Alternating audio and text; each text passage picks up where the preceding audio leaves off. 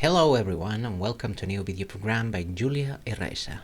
In today's program we will be discussing how human society acts somewhat like a living organism and the issues associated with what could almost be considered an illness, extreme individualism and loneliness in our society. As you all live within this society, you are fully aware of how it tends to react in certain situations.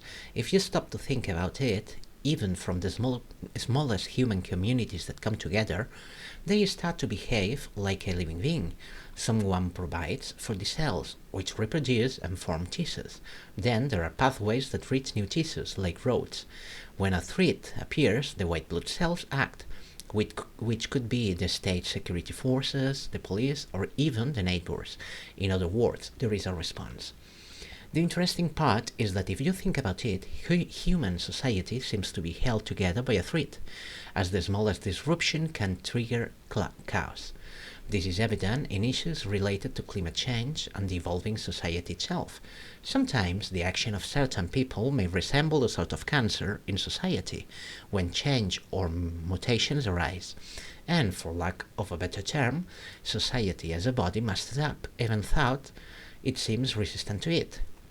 This gives the rise to the notion that society could in some way be considered a living organism. This concept becomes clear, for instance, when viewing satellite image at night. It's a beautiful sight, but the most striking part is that human civilization and its society have reached a point where, despite advances and a population of over 7 billion, something serious has emerged that's actually encouraged by the economic system itself, individualism. Unfortunately, recent events like those in Valencia, my condolences to those affected, show that many people are willing to help, even when authorities try to deny it. However, on a day-to-day basis, we suffer from an epidemic of individualism. Generally, people only look out for themselves, often stepping on others to get ahead. This benefits society and the economic system as they are set up.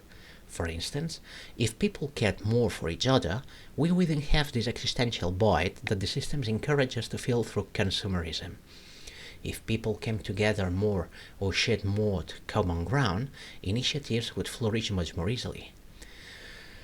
Nowadays, we are so closed off in our homes, our own space, our technified caves. After all, a home is nothing more than a cave with added technology and more comfort.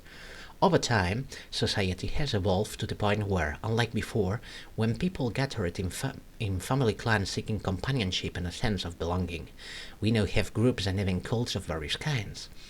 A clear example today, no offense, is the phenomenon of cryptocurrencies, which operates almost like a cult, with behavior similar to gambling addiction.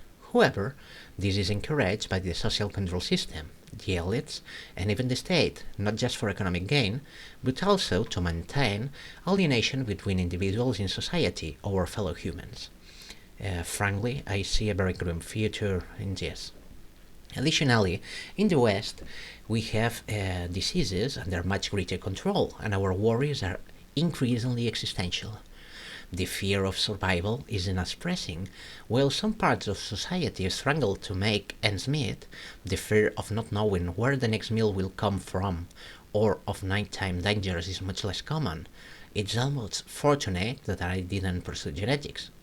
Because, and I'm sorry for this joke, a potential solution might have been to create a super intelligent predator to instill a fear that would bring us closer together. It's sad but true. If we were forced to think about our survival, society today would likely function much better. One of humanity's strengths, besides its specialization in guerrilla tactics, is its ability to unite against external threats. This ability could lead to reduced crime, depression, anxiety, etc., as our concerns which would be much more immediate and tied to basic survival needs. Today, in the West at least, we generally don't have to worry about shelter or food for the majority of the population. As our basic needs are covered, it's worth mentioning that society is being deliberately impoverished, Using the metaphor of the frog in boiling water, they are slowly heating the pot so the frog won't notice until it's too late. That said, the purpose of this video was to give you a brief overview on what I wanted to convey is this. If you have the opportunity, try to develop your empathy. Think of your fellow humans whenever you can, as long as it comes from within.